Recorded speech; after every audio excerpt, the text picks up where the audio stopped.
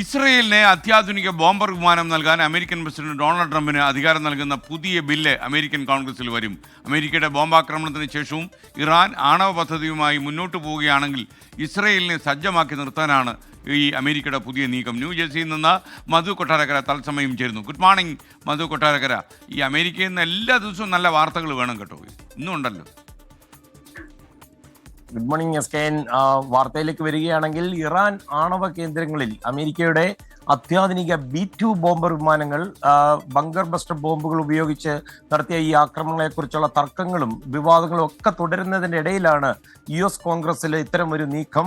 ഈ ഉഭയകക്ഷി ചർച്ചകൾക്കൊക്കെ ഒടുവിലാണ് ഇത്തരമൊരു നിർദ്ദേശവുമായി ഇങ്ങനെ ഒരു ബിൽ ഇപ്പോൾ വരുന്നത്. ന്യൂജേഴ്സിയിൽ നിന്നുള്ള ഡെമോക്രാറ്റിക് പാർട്ടി പ്രതിനിധിയായ ജോഷ് ഗോട്ട്ഹെയ്മറും അതുപോലെ ന്യൂയോർക്കിൽ നിന്നുള്ള റിപ്പബ്ലിക്കൻ പാർട്ടി പ്രതിനിധിയായ മൈക്ക് ലോളറും ചേർന്നാണ് ഈ ബിൽ കൊണ്ടുവരുന്നത്. ബങ്കർ ബസ്റ്റർ ആക്ട് എന്ന പേരിലുള്ള ഈ ബിൽ ഇറാൻ ആണവ പദ്ധതിയുമായി ഇനിയും മുന്നോട്ട് പോയാൽ US പ്രസിഡന്റിന് ഇസ്രയേലിന് അമേരിക്കയുടെ ഈ അത്യാധുനിക B-2 ബോംബർ വിമാനങ്ങളും അതുപോലെ ബങ്കർ ബസ്റ്റർ ബോംബുകളും നൽകാനുള്ള അധികാരം ഈ പ്രത്യേക ബിൽ നൽകും.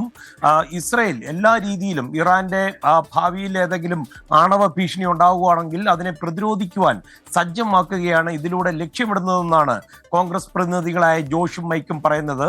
എസ്കനെ 2024 കണക്കുകൾ അനുസരിച്ച് അമേരിക്കയ്ക്ക് ഇപ്പോൾ 19 B-2 ബോംബർ വിമാനങ്ങൾ ഉപയോഗിക്കുവാൻ പ്രവർത്തന സജ്ജമായിട്ടുണ്ട്. അമേരിക്ക ഇതുവരെ എന്നാൽ ഒരു B-2 ബോംബർ വിമാനങ്ങൾ സഖ്യകക്ഷികൾക്ക് നൽകിയിട്ടില്ല. ഇതിന്റെ വില തന്നെ, ഇതിന്റെ പ്രൈസ് ടാഗ് തന്നെ ഏതാണ്ട് $2 ബില്യൺ. മറ്റു രാജ്യങ്ങൾക്ക് ആർക്കുമില്ലാത്ത ഈ വിമാനങ്ങൾ ഇസ്രായേലിന് കൊടുക്കുവാൻ US കോൺഗ്രസ് അനുമതി നൽകുമോ എന്ന് നമുക്ക് കാത്തിരിക്കേണ്ടിയിരിക്കുന്നു. എസ്കെൻ. Okay, thank you Madhu Kottarakkara.